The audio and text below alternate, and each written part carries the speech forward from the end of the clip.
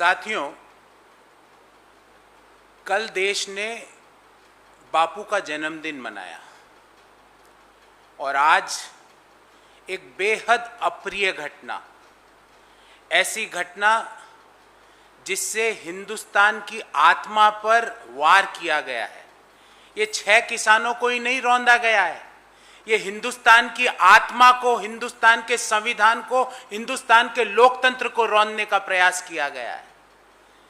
मैंने और आपने जलियांवाला बाग नहीं देखा होगा, पर मुझे लगता है कि उस समय भी क्रूर शासकों ने ऐसा ही बर्ताव किया होगा।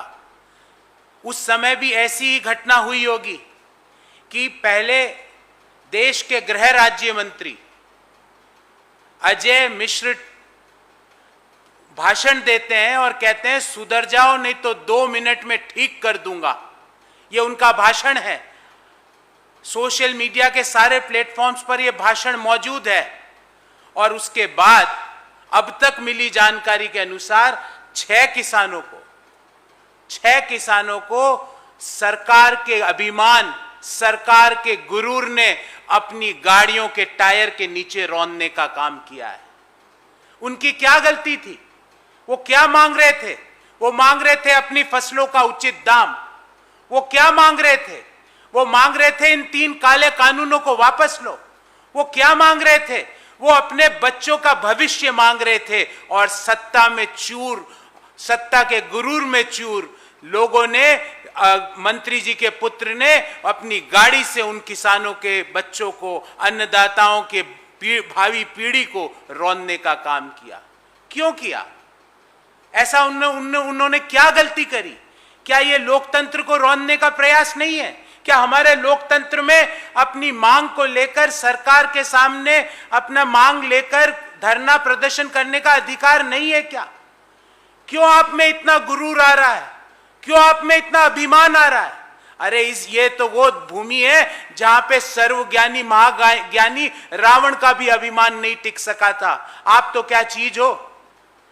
6 किसान अब तक अपना शरीर त्याग चुके हैं। क्या सरकार की तरफ से एक शब्द भी सहानुभूति का, सरकार की तरफ से एक शब्द भी इस बर्बरता, इस रौंदने के कार्यक्रम के बारे में एक शब्द भी किसी मंत्री का, भारतीय जनता पार्टी के किसी सांसद का आया? हां, शब्द आते हैं उनकी ओर से। कभी कहा जाता है ये मवाली है, कभी कहा जाता है ये निकम्मे है, कभी कहा जाता है ये पाकिस्तानी है, कभी कहा जाता है ये खालिस्तानी है, कभी कहा जाता है ये ठलुए हैं, कभी कहा जाता है कैनेडियन एजेंट है।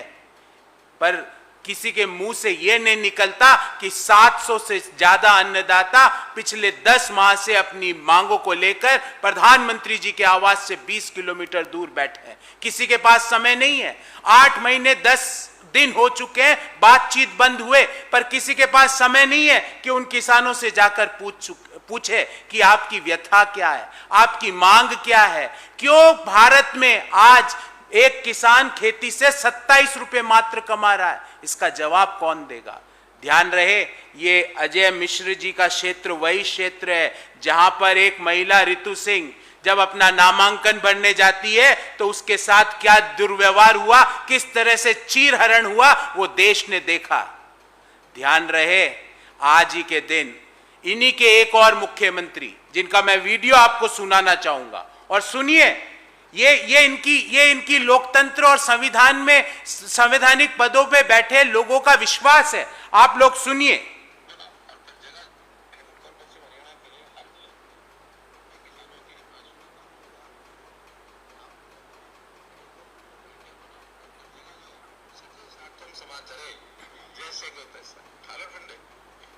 हरियाणा के हर जिले में अपने किसानों के 500-700 हज़ार लोग आप लोग अपने खड़े करो, उनको वॉलंटियर बनाओ और फिर जगह जगह 60-60 समाज चले जैसे को तैसा। ठालो ठंडे क्या कह रहे हैं ये हरियाणा के मुख्यमंत्री जी?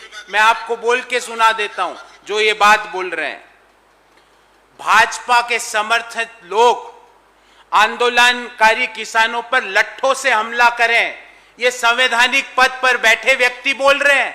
हरियाणा के मुख्यमंत्री हैं जो, वो बोल रहे हैं कि लट्ठों से किसानों के ऊपर हमला करें।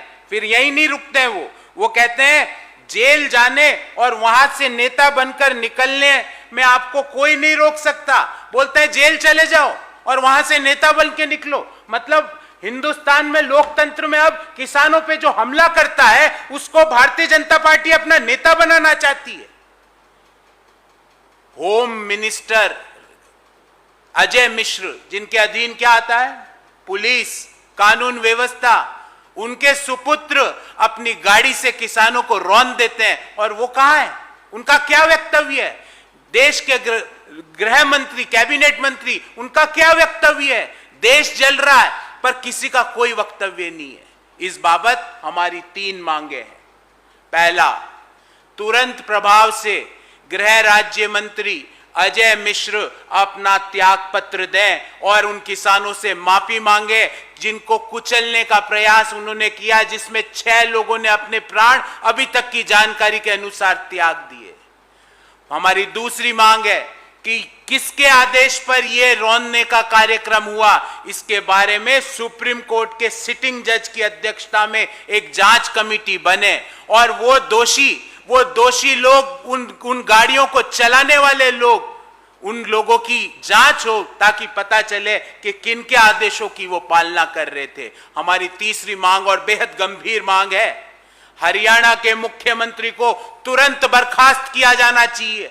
ऐसे मुख्यमंत्री जो संवैधानिक पदों पर बैठे हैं, वो कहते हैं लठ मारो किसानों को, जेल चले जाना, वहां से नेता बन के हम निकाल लेंगे आपको। यह भारतीय जनता पार्टी का नेतागिरी का मॉडल है। हमारी चौथी और अंतिम मांग यह है कि माननीय सुप्रीम कोर्ट, जिस पे हर व्यक्ति को विश्वास है, क्या सुप्रीम कोर्ट कल संज्ञान लेगा इस बारे में? क्या हमारे न्यायप्रिय न्यायाधीश जो किसानों को अपना वक्तव्य देते हैं, उनके लिए कुछ टिप्पणी करते हैं, क्या वो कल सरकार के ऊपर टिप्पणी करेंगे कि किस तरह से सरकार के गुरूर ने 6 किसान परिवारों को रौंद दिया? एक व्यक्ति जब रौंदा जाता है तो पूरा परिवार रौंद दिया। क्या उसके बारे में वो टिप्पणी करेंगे कल हमारे देश के न्यायप्रिय न्यायाधीश कि हरियाणा के मुख्यमंत्री कहते हैं लट्ठों से मारो किसानों को? क्या उसके बारे में वो टिप्पणी करेंगे? मेरी मांग है मेरे सारे न्यायप्रिय सुप्रीम कोर्ट के न्यायाधीशों से कि इसके बारे में भी टिप्पणी कीजिए। सर, हम आपकी तरफ देख रहे हैं, आशा भरी नजरों से देख रहे हैं कि ऐसे संवैधानिक पदों पर बैठे व्यक्ति, भले ही वो देश के गृह राज्य मंत्री हो, भले ही वो एक सूबे के मुख्यमंत्री हो, जो हिंसा फैलाते हैं, जो किसानों के लिए अभद्र टिप्पणियां करते हैं, जो किसानों का सर लट्ठों से फोड़ने का आदेश देते हैं, उसकी मोडस ऑपरेंडी, उसकी टूल किट देते हैं, क्या उनके खिलाफ आप भी टिप्पणी कीजिए माननीय न्यायप्रिय न्यायाधीशों।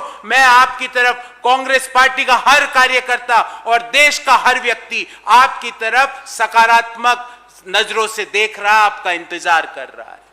देखिए, अंत में मैं एक ही बात कहूंगा कि ये 6 व्यक्तियों को कुचलने का प्रयास नहीं है, ये अन्नदाताओं की आत्मा को कुचलने का प्रयास है। ये भारत का जो संविधान, बाबा साहब द्वारा निर्मित संविधान को कुचलने का प्रयास है। ये महात्मा गांधी द्वारा दिए गए लोकतंत्र को कुचलने का प्रयास है। पर ध्यान रहे अभिमानी सरकार, ध्यान रहे सत्ता के नशे में चूर सरकार के नुमाइंदों, ये भारत देश है। यहां पर अंग्रेजों को भी महात्मा गांधी की एक लाठी और उनके सत्याग्रह के सामने झुकना पड़ा था। और इस सत्याग्रह जो पिछले 10 महीने से किसान दिल्ली के बॉर्डर पर, देश के अन्य राज्यों के अंदर जो सत्याग्रह कर रहे हैं, उसके सामने इस क्रूर सरकार को झुकना पड़ेगा। बहुत बहुत धन्यवाद। अंत में एक बार फिर मैं उनको शहीद मानता हूं, वो शहीद किसान जो कि अपना प्राण त्याग चुके, उनके परिवारों को मेरी विनम्र श्रद्धांजलि। और मैं प्रार्थना करता हूं कि भगवान श्री विष्णु उन सभी स्वर्गीय आत्माओं को अपने श्री चरणों में स्थान देंगे।